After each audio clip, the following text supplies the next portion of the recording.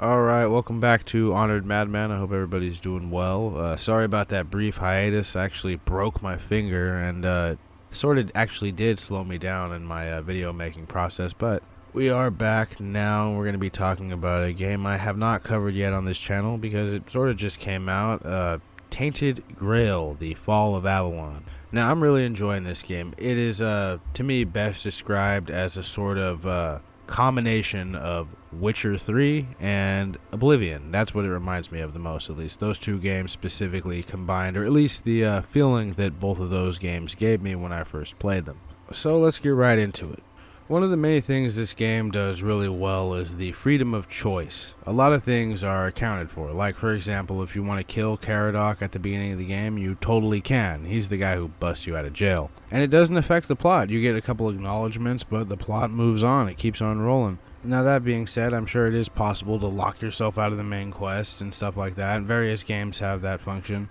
Most individual quests involve some amount of choice, which I think really works great for the multiple playthroughs aspect of the game. Like if you wanted to run through it and do everything differently, you totally can. I know that isn't new or groundbreaking or anything like that, but I really like that they made that one of their focuses in the game when it came to writing the quests. And as always with these games, you can just make a save before you choose which way you want to complete a quest and try it both ways, to see which path gives you the better reward for your character. The side quests are written quite well. They feel very reminiscent of, say, the Witcher 3s and maybe a little bit of Fables. They're usually a humor aspect to most of them, which is something I always appreciate. The game has countless references to other media, which I really tend to enjoy in video games like Fallout New Vegas, for example. I definitely always played with the Wild Wasteland perk. And in many ways, Tainted Grail, it's no different. I came across a giant club called the Big Bonk. I also came across a cursed doll trinket that was really good called Annabelle. There's a lot of stuff like that you'll find in the games. And like the bandits, when you hit them, they'll say, "'Tis but a scratch," which is, of course, a reference to Monty Python. And these are just the ones off the top of my head. There's countless others in the game. When it comes to unique gameplay mechanics or instances, this game has a really fun habit of surprising me with the stuff that the developers put into it. For example, I was reminded of one of my favorite indie games of all time, Lisa the Painful, when this happened to me. Sure, the context's different, but now for the rest of the game, you have to play through it with one arm. At the end of the day, though, what did I expect from petting the xenomorph frog crocodile? But yeah, it straight up takes your arm, and I have not found a way to get it back. Well, although it could be a fun way to play through the game, a one-arm run. One thing I'm curious about is if you can come across another sleeping croque-maw and lose your right arm. Then it would really be like Lisa the Painful. Now, the main quest also has a lot of choices as well, which is made clear right from the get-go. Like, right in the beginning of the game, you know that there's going to be some choices that you're going to have to make. You're broken out of jail by a knight who wants Arthur dead, only in the process of escaping, King Arthur came to inhabit you, the player character's body, and became sort of an ally. He cured your plague, which you start the game off with. So again, right in the beginning, you know you're going to be in a conflict of sorts, and you're going to have to choose between Arthur, who cured your sickness, and this Caradoc guy who busted you out of your cage. It's a really great setup that only gets more interesting as you unravel the secrets and lore of this world and its stories and its major players throughout the main quest and your adventures in the countryside. Which, let's talk about for a second. The setting is quite interesting. It's sort of like this post-apocalyptic kingdom, but it isn't full apocalyptic like, say, the Souls games. It's like on its way to that point.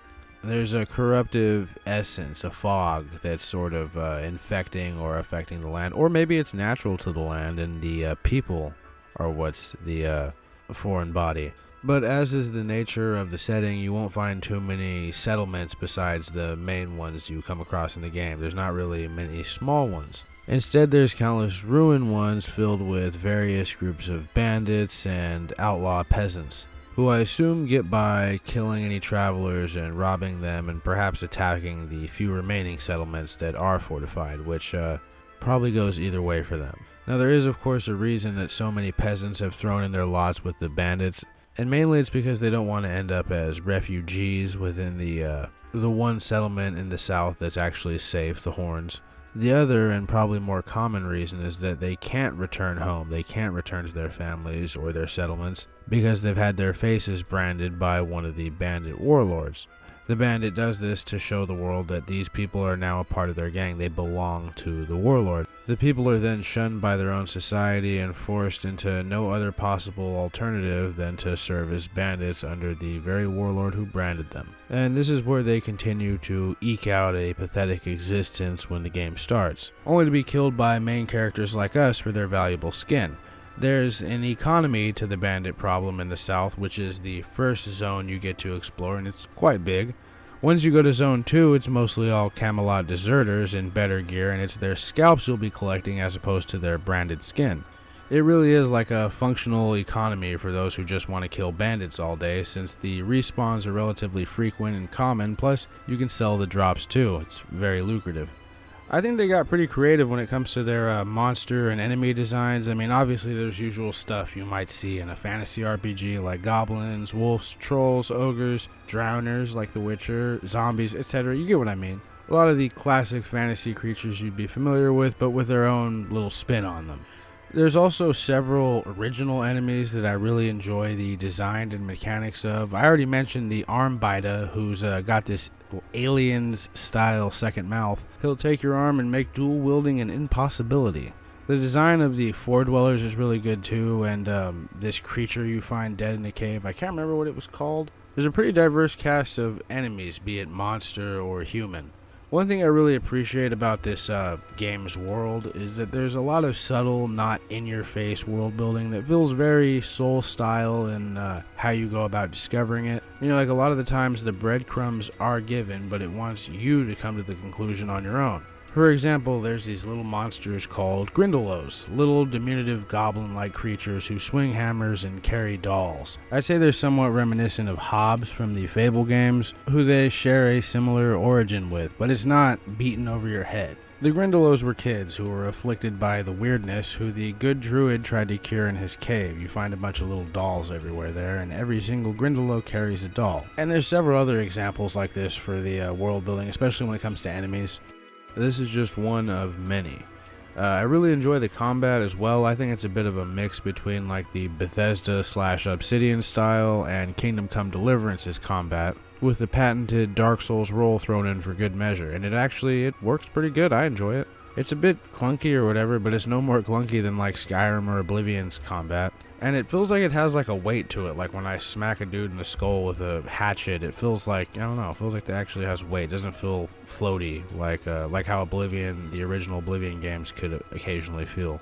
One thing I really liked is how this game uses throwing knives. They're extremely easy to craft and they are highly effective in combat. These aren't like various other games where throwing weapons are basically going to just chip away 10 damage. No, some of these are very, very effective and they can be used for sneak attacks from afar. You can throw a knife right into a guy's head while crouched and chances are it's either going to kill him or he'll be one hit away from death, at which point just throw another knife. They're really fun to use, and the archery in this game is pretty good. It's a little bit more realistic. You can't just spam arrows like you could in like Oblivion or Skyrim. Your stamina bar is key, and you got to keep an eye on it when you're using archery.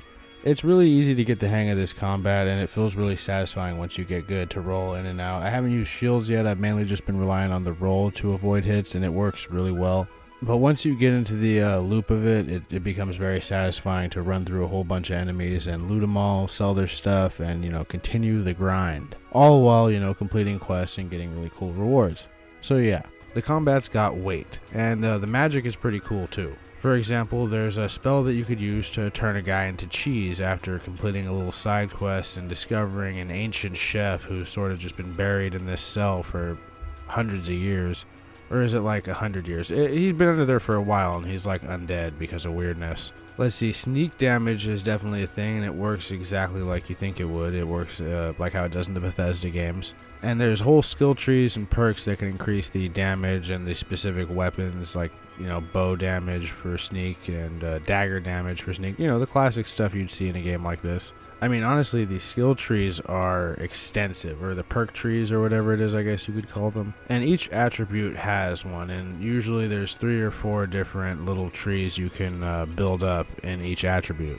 That reminds me too that the leveling up is a lot like Dark Souls in that you get to raise one attribute per level, and I believe you get one perk. I guess that's not like Dark Souls, but you get what I mean. One thing that is often criticized when it comes to TV shows, movies, and video games is the pacing. Now that is one thing that Tainted Grail, The Fall of Avalon, actually does quite well. You'll never really feel out of your depth at any point. You might find a challenge here or there, a boss that's particularly difficult, so you might have to come back later after getting stronger, but there's so much shit to explore in Zone 1 and Zone 2, and by the time you progress the story to the point where you're going to move on to the next zone, then, more likely than not, you'll have done a good amount of the side quests and be a suitable level, and nothing will be too hard. It doesn't feel like the game's rushing you through anything either. In fact, you could actually take the quicker routes through parts of the story and not, skip huge parts of the main quest if you so chose. But the story and the game itself is just paced perfectly. Like, there's a slow build up with the enemies and creatures you're seeing and dealing with, that they slowly increase and become more formidable in visual appearance and in, combat ability. And the game doesn't feel like it has this forced leveling system like Oblivion does. And I love Oblivion, but that's the major complaint I have for that game, is its leveling system, how all the enemies have to level with you. Like, for example, in this game, there's going to be bandits and peasants for the most part in the first zone, and in the second zone, you're going to be dealing with knights and deserting soldiers, and still the occasional peasant, but they're going to make up a lot less of what they made up before. And mostly you're going to be dealing with skilled, combat-trained individuals. As opposed to Zone 1, where you're mainly just fighting outlaws, highwaymen, and branded farmers. Zone 2 also ups the ante in what you're going to be seeing from the weirdness because of the location. It's good. It's very thick with the weirdness, and it's Menhir, which is this lighthouse-like being that's supposed to shine away the fog that is the weirdness, is going out, at least until you arrive. So as a result, their crops have been afflicted, and sometimes their crops kill people, sometimes they make them all weird, but other times they come out perfectly and are better than ever, so the people just farm the weird afflicted land anyway. There's a lot of cool stuff like that if you just talk to the average peasant you come across.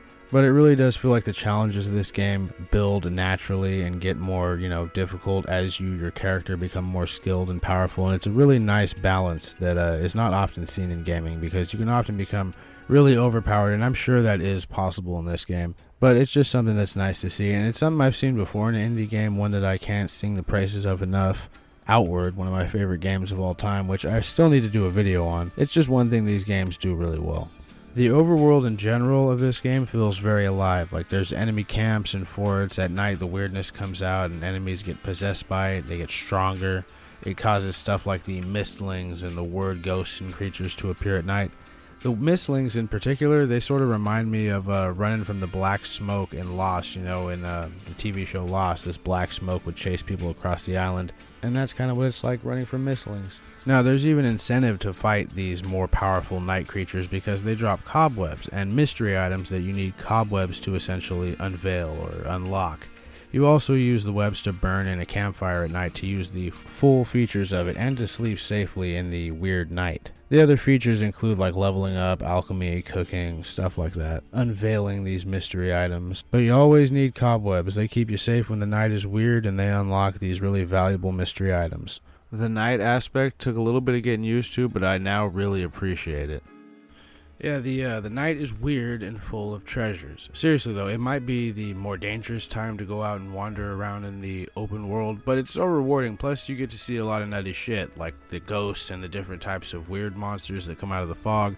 It's basically a different experience for me every time I do it. It sort of reminds me of when I was a kid playing Morrowind and I would go beyond the ghost fence, before doing the main quest, when they talk about how dangerous it is beyond the ghost fence and all these ruins and caves. That was like the place you go to try and level up, to grind, to get stronger faster. But that's basically what the weirdness nights are in this game. They're a time for you to go out and get a bunch of EXP and treasure if you're skilled enough, and level up faster, get richer faster. It's just another little thing that makes me enjoy this overworld so much. And as I think I've already said, there's a bunch of great quests to stumble on while you're running around, and they're all very entertaining and well written. The dialogue in this game feels really authentic, pretty humorous at times, much like The Witcher or Fable, as I've probably already said. They may say the occasional modern phrase, but not nearly as much as other games in this setting may or may not do. I don't want to name any names, but it's all really well crafted and often quite funny. Some quests and quest lines can lead to the joining of some of the various factions in the game: the Picts, the Children of Morgan, the Keepers, the Stonemasons. Some of the factions, like the Keepers, can be joined in the main quest, but it is pretty optional ultimately. And the other ones you kind of have to stumble on. The Children of Morgan and the Picts sort of oppose each other, so you can't join them both. You have to pick one side or the other. That whole conflict and shadow war has an awesome introduction, so I won't ruin it for you here. Definitely one of my favorite quests, and once again it makes you make a key choice that will decide which group you support and sort of alters the trajectory of this quest line for the rest of the game and certain relationships because of it. It's honestly really great. It's a pretty alive, immersive, feeling world with these quests. Interactive was probably the word I was looking for. But anyway, there's some side quests that are simply just side quests. There's bounty missions for you to go out and hunt down bounty, named bandit lords. Some of the more random side quests may lead to second and third quests for the same NPC, like Lady Alyssa. Others are just long and maybe only have the one quest. Other quests are short. They're sort of all different lengths, but there is a lot of variety to the quests. One of my favorite earlier ones is the Haunted Cemetery quest, which you will be directed to by one of the main quest NPCs, but it honestly just had me laughing a whole lot with the dynamic of it and how it was sort of a criticism and a deconstruction of a necromancer dungeon from a fantasy genre. And I really like the Undead Servant. He tied it all together. Felt like a really good mod I played in an Elder Scrolls game back in the day. But that was like the first long side quest I did, and it really set the tone of the game for me. I already knew I was going to enjoy it. I mean, I knew I was going to enjoy it from the prologue, but this was the first, out in the open side quest I did, and it was very enjoyable. I find the story and the main narrative to be quite interesting as well, because it sort of just gives you just enough to continue theorizing and making your assumptions as you go. It doesn't really give you too much information right off the bat. It gives you enough to start theorizing, but I guess there's some who would disagree that the game does in fact beat you over the head with a bunch of exposition right away, but it's not really that much, no more than like the opening cutscene of any game like this. I really do think that the story and how it sort of cuts off little pieces of information to toss you and make your decisions, or maybe even sometimes trick you into making certain decisions as opposed to others which you would have made if you had all the information. It's really well done. But the gist of the story was that there was this really bad plague called the Red Death that Arthur and his people had to escape their home and come to the lands of Avalon to find a new place to live because the plague was destroying their people. Unfortunately, the lands of Avalon were hostile to them. They were inhabited by these four-armed beings known as the Four Dwellers. The island was covered by this corruptive magical force that manifested itself as a fog called the Weirdness. We've already talked about it a little bit, but it seemed to be the source of the Four Dwellers' power. They were able to exist within it and use it to their will. So obviously Camelot and the forces of Arthur and Merlin and the Knights of the Round Table, these fabled heroes, were on the losing side of this war. You can see what some of the Four Dwellers look like. There's statues, there's other depictions. You can see them actually in the beginning when the voice of King Arthur is giving you backstory to the world. But you can actually fight against their ghosts in certain areas at night in the game when it's weird. I think they're pretty cool looking.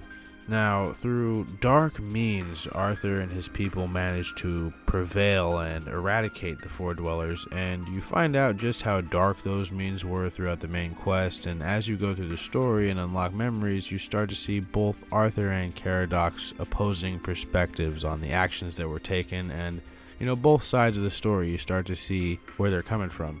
How it all got to this point. It's pretty good. It's quite the enjoyable way of experiencing a video game story. I've seen it before. Shit, Witcher 3 does stuff like this. But yeah, I don't want to go into too much detail with the story because I will make a specific video about the story, a story analysis about it once I've played through it 2 times, maybe 3. So let's move on. The graphics, yeah, okay, some will say that they're a bit dated by some standards, but that's to be expected with how extensive a game like this is. It's definitely serviceable in terms of the graphics. I got no problem with it. I would say it looks a little bit like Dragon Age Origins, or maybe Dragon Age 2 mixed with The Witcher 2 in the graphical department. It's not bad by any means, it's just a little old looking. Now, the crafting system is also solid, and so is the upgrade system, even if it gets a little expensive, but it's easy to get rich in this game, so there's no issue there really. There's also cooking and alchemy systems for all the various ingredients that you'll come across in the lands of Avalon. Lots of tasty looking dishes. Now, if you have recipes, your food will usually come out fine and exactly like it's supposed to, even with a low practicality. But it's damn near impossible to discover any new actual recipes with that low practicality. You need it somewhat high. Otherwise, it's going to be like Breath of the Wild or Tears of the Kingdom, where you're just making this undercooked bowl of slop every time. I feel like I had some luck making an actual dish out of throwing random stuff together, but that might have been in the demo, and again, I had a low practicality. It was in the beginning, but I really have not been able to at all in the base game, although I have not raised my practicality high. That's why I'm saying I think with a low practicality, you're not going to be discovering any new recipes. Just food for thought. And the same goes for alchemy, except with the I think it's a different attribute, obviously, a different stat. I guess what I'm saying is these are two very useful skills. You might not think practicality is worth raising, but I definitely started now that I think I'm like level 30 on one of my characters, and he's definitely going more into the practicality, which is a word I think I've said enough times now. Now, I don't want to talk about this too long, but I guess with indie developer games like this, people always want to mention, what about the bugs, and sure, there's occasional little bits of graphical tearing and occasional things not loading right away, but everything loads in pretty quick after it. And again, I'm pretty forgiving when it comes to these kind of bugs because I grew up playing like Oblivion and stuff like that. It wasn't too jarring to go from Twilight Princess when I was a kid that really didn't have any graphical bugs to playing Oblivion, where sometimes you would fast travel somewhere and things wouldn't be loaded, but they would all appear in a couple seconds. That kind of thing happens occasionally in the game. But it's worth noting that I've also been playing Night Rain and Oblivion Remastered, and I've actually noticed a handful of bugs in both of those games as well. Like, Margot wouldn't fight me in Night Rain on my most recent playthrough. He just kept running out of the fire, and I had a different boss do this too. And I try to load a save in Oblivion, and it keeps loading a completely different save every time, and it was like impossible to figure that one out. And there's other things too, like names don't come up. Certain thing like Oblivion Remastered has a lot of bugs, but I guess it wouldn't be Oblivion Remastered without bugs. Some of which are the same as the old game, although they didn't keep any of the good bugs. There's no scroll duplication in the remaster as far as I can tell. But I'm getting off topic. We're supposed to be talking about Tainted Grail. So when it comes to bugs in general, like I said, I'm pretty forgiving if it's minor stuff, nothing game breaking, and so far there's nothing even close to that in this game. I've only had one quest break while I've also been doing these two playthroughs, splintering from the first choice in part 1, and so far just this one quest is broke on one of the playthroughs, Silent Cilia, and it's all because I killed her before I got the quest. I forgot to loot her head, or I just couldn't loot it yet because I didn't have the quest active. Then I lost track of her bones, or they despawned, and so that quest is just going to sit in my my log forever. But that's fine. I've had that happen in, again, various games, usually Bethesda ones, like the like Fallout 3 or New Vegas, Oblivion, Skyrim. I'm not going to lose any sleep over it. I'll just next playthrough remember to go get all of the bounty quests first before I go running around killing all the bandits. So yeah, there's been a couple minor things, but really I can't even remember anything other than the stuff I've mentioned, so obviously there's nothing big to report. Act 3, it's a bit unpolished, but it's the part that I played the least, so it'll definitely be covered more in follow-up videos. This was mainly how much I enjoyed playing parts 1 and 2, and again, there's nothing wrong with 3. I just think maybe it might get cleaned up in a couple future patches, and they might not have had as much time for it. But again, parts 1 and 2, highly extensive, and there's nothing wrong with 3. It's just not as memorable to me yet because I haven't played it for as long. I broke this finger, so it's been tough to get a lot of gaming done, but I'm doing it in spite of the pain. I know I've been talking a while, but one thing I also wanted to say is, I don't know if I mentioned it yet, but this game has a great character creator. That's one thing that is excellent, and I like the designs of a lot of the weapons and armor, like the simplistic design of the more unremarkable weapons you come across in the beginning, compared to how some of the wacky enchanted items look and what their enchantments are. Same with the clothing and outfits. I like a lot of the leather-based outfits, or the ones that are like, it's like you're wearing a robe and then there's just like a chest piece over it. I've always liked that look in an RPG. Oh, and finally, the music. I think the music's really good. It gets, like, when you're in combat, it can be some spooky, like, I want to say, like, Australian, tribal kind of sounding music sometimes. Sometimes it sounds like The Witcher's combat music, and And just in general, the game has a lot of heart and a lot of character with the way it does certain things. I think I saw someone describe the combat in particular as fighting Elder Scrolls mob with a Dark Souls character, and that felt pretty apt. I mean, it's basically a first-person experience to the whole Souls combat style, and I agree with it. It's pretty fun. It's a blend that works. The game also has several little features and secrets that feel so rewarding to stumble on or figure out. Some of it is pretty hard to find and other things not so much. You know, those are the things I tend to miss more often than not, the things right in front of my face. Even if the things that you discover don't necessarily give you any kind of gameplay advantage or boost, and it is just basically a visual thing, like this giant egg that you stumble on, it hatches into a little buddy that follows you everywhere. I really like that enemies can't attack it and it just sort of follows you. You know, it doesn't really do much else other than that. It can do a trick, but it follows you everywhere, even into dreams. And this is just one of the many various little things and details that I'm talking about that give this game so much personality and like this unique feel, while still reminding me of the feeling I had while playing Oblivion and Morrowind when I was a kid. You know, two games I grew up on. Sure, it might not be as extensive in terms of size, but it's still pretty fucking big and it's pretty fucking detailed. And those quests are, it's just like Oblivion. They just add so much to the world. You know, they inform your perception of the lands that you're exploring.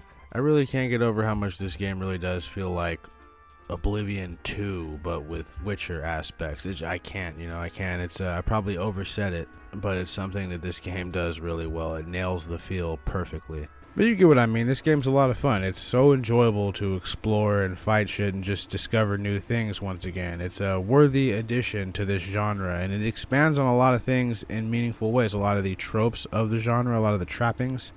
You know, they added the rolling to the combat system. They have all these intricate crafting and cooking systems to keep you from having to just rely on potions all the time. I really do enjoy that cooking system.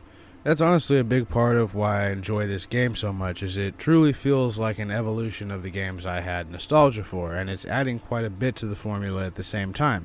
Enough to give it its own atmosphere and its own aesthetic, its own feel. Sure, the game and story feature the legendary characters and figures and settings from Arthurian legend as well as other folklore. It sort of tells its own story, it does its own thing with them.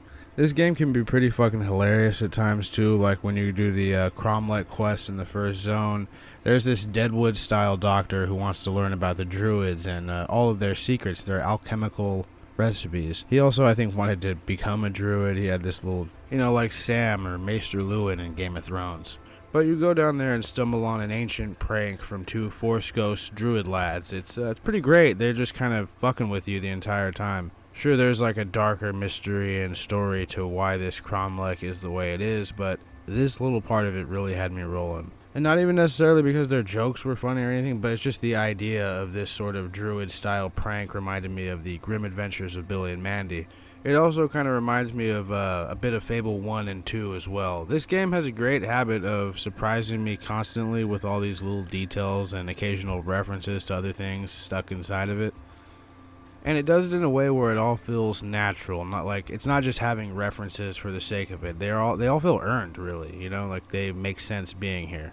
But yeah, I think the team did a really excellent job with this. I mean, it was a really impressive game. I've really enjoyed the experience I've had, and I'm definitely going to play through it a couple more times, as they release patches and stuff like that. But one thing I think people got to remember is that this is basically more like a AA game. This is not a AAA game, so you can't go into it expecting the same length of gameplay or, I guess, sheer size of the game that you could from like Oblivion when Oblivion came out, like from Bethesda. This game is definitely smaller than Oblivion, but it's what it does with the size. It does a lot with what it has. And as good as this game is, I think there are a few things that hold it back from being great. Now, that's not any flack against the developers or the game itself. I love the game. It's got so many unique quirks to it, like being able to eat a bowl of mashed potatoes while fighting a boss to save your ass. Stuff like that. You can't really buy these really unique feelings and situations it can put you in. With that being said, this game isn't without the odd bunch of things that hold it back from being truly great, so I guess there are obviously some criticisms. But it mainly has to do with the occasional bug that you're going to come across, mainly in, like I said, Act 3, which seems to be not really very polished. It doesn't seem like it was play tested very much. Then there's other things like game mechanics that don't seem to work the same way they did in Act 1, like the ability to talk to Arthur at the campsite, which was already sort of bugged a little bit. So you get these things called whispers, and each whisper allows you to ask Arthur about one thing, but sometimes a duplicate version of the same question can appear and you can click it and you'll waste a whisper. Sometimes when you click it, he won't even talk about the thing you're asking him about, he'll talk about something completely different. But once you reach Act 2, the ability to ask him about things sort of drastically drops. And he still has some of those duplicate options from Act 1 that you can still ask him and thus waste whispers. And I've seen some other criticism towards stuff like the woodcutting mechanic, right? That there is very few places to actually make use of it. Basically, there's so much stuff in this game that occasionally some of it is going to feel a little bit half-baked. Or for whatever reason, it didn't get as much attention during development as perhaps it should have or it deserved. Now, I don't know if it's deadlines to be responsible for it, but I don't really understand how the video game industry works, like their jobs. If I had to guess, I'd assume that deadlines are there so that they need to have a game out in order to pay all of their employees, or something to that effect, I'd imagine. I mean, this is something I'm not very knowledgeable about. I think I've already mentioned the third act. It gets a lot of flack for the unfinished nature of it. It's definitely, you can finish the game, but it's another thing that just needed more attention, you know? And it's not even just something that's exclusive to this game. We see this a lot nowadays, and it's not really the developer's fault, especially a smaller team like this. Like, for example, Oblivion Remastered, that's another one of the big games that's out right now, and the equivalent of its Act 3, I would say, would be the Shivering Isles expansion. Now, unfortunately, that is the most bugged out, unplay tested, not unplayable, but it's like everywhere you turn it's crashing, and it's like playing original Oblivion at launch. The Shivering Isles are in the remaster, which is a fucking shame, you know. That's probably my favorite thing. That's the reason I love Oblivion, you know. That's my favorite part about Oblivion is that DLC. It's like a second game, you know, one that had little touches of Morrowind's atmosphere and ambiance and just general unhinged nature, but that's a whole topic for another video. That also, it suffers from basically the same thing as, you know, what we're talking about here, that it just needed a little bit more attention, in this case playtesting wise, and just, you know, ironing out the little bits of bugs that are really common, especially in the Oblivion remaster. So I can't fault the team too much for this, and I'm sure they're already working to try and fix it up and clean it up a little bit, because it's like one of the few things that kind of holds the game back. But other than that, let me see. So obviously there's some things that need to be fixed with future patches and little bugs that needs to be, they're just little things that need attention. But that doesn't really take away too much from this impressive effort from such a small team of clearly passionate individuals, because you can see the love for the genre and the care put into some of these encounters and some of these quests and some of these just little references and gameplay mechanics, that this was something that they genuinely gave a shit about. I think they likely just didn't have the proper time to make it come out as polished as it could have. But look, I think the game's a really, really fun experience, and it can only get better in the future. I know this is probably a bad comparison, but look at something like No Man's Sky, which came out also from, I believe, an indie team, but that was a AAA game, and that made a bunch of promises that it did not live up to, only to eventually fulfill most of them. So, you know, I'm optimistic whenever a game is like got the potential, but not necessarily the execution just yet. And I'd say that Tainted Grail, The Fall of Avalon, nails a good deal of the execution, and it nails a good deal of the expectations, as well as the new things it adds to this genre, but it just needed a little bit more polishing, a little bit more time. And, you know, we live in a world where a lot of games come out like that. See, for example, I've encountered an assload of bugs in Oblivion Remastered, which I only started playing about like a couple weeks ago after I broke my finger. I was trying to put off playing it because I knew it would consume a good deal of my life. But it's kind of nuts how much of a great deal of bugs there are in it, and I don't believe that game has had a patch since it released. Whereas Tainted Grail has had a few to fix some of the bugs, but obviously they are a great many still present. I feel like it doesn't take away from the experience of the game, though. There's a bit of charm to playing an old school RP with the occasional bug, but a lot of character, a lot of heart, a lot of uniqueness to it. That it just feels like you're almost in like a time capsule. You know, you're experiencing an experience that you have not experienced in a good deal of time. At least that's what I got from it. Again, this isn't a true review. I'll have an actual review that I'll write out, and I'll, I'll do all of the finer nuances of a video game review in that video. This one is just to talk about why I enjoyed playing this game and why it deserves to be talked about a little bit. It shouldn't disappear into the fog of Oblivion Remastered and Elden Ring Night Reign and Claire Obscure, because this game is definitely worth playing. It is a worthwhile experience, but it's not without its flaws. But all in all, I really enjoyed this game, and there's definitely going to be more coming. But yeah, that's everything I wanted to cover in this video. It's already been probably too long since my last upload, so I better hurry up and start editing this one. And again, there's definitely going to be more videos on this subject. But for now, if you liked the video, please like it. If you disliked it, please dislike it. And if you like hearing me ramble on about these various subjects, topics, and video games, please consider subscribing. And if for whatever reason you want to help support the channel, I know everywhere you look, there's somebody asking for some sort of premium sign up or something like that. But again, if you feel like supporting the channel, I have a Patreon that I'll link in the description. But that's enough e-begging for now. We will have our outro and then the final thoughts, as well as a sneak peek at what's coming up next.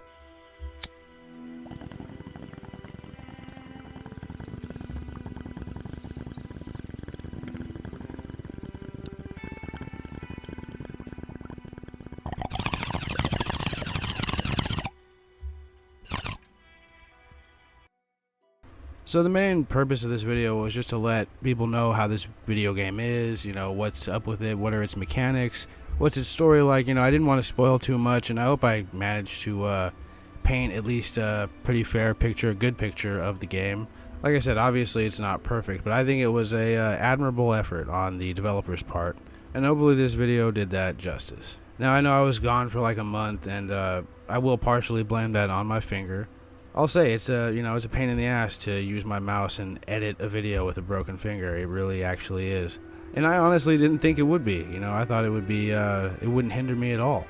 But it's starting to heal up now. It's been like, I think 3 or 4 weeks since I broke it. So yeah, all previously mentioned videos are still coming. Like I have one on the ghouls of Fallout, how they've evolved over the years in each game. And then I've got another video on the many awesome enemies of Dark Souls 2, then that one, the Lore of the Land. There's a lot of good stuff coming. And I do have a good handful of Elder Scrolls things that I need to finish up as well, because I've been really enjoying my replay of Morrowind and Oblivion. I've been kind of doing them both side by side.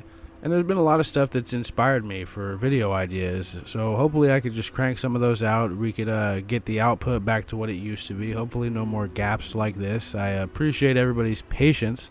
As always, you guys rock, and you guys will be hearing from me very soon. The next video should be just about done. It should be boom, back-to-back, 2 videos at least, and then from there, hopefully I can keep that momentum going. But until then, I hope everybody is well and stays safe. So, yeah, until next time, see ya.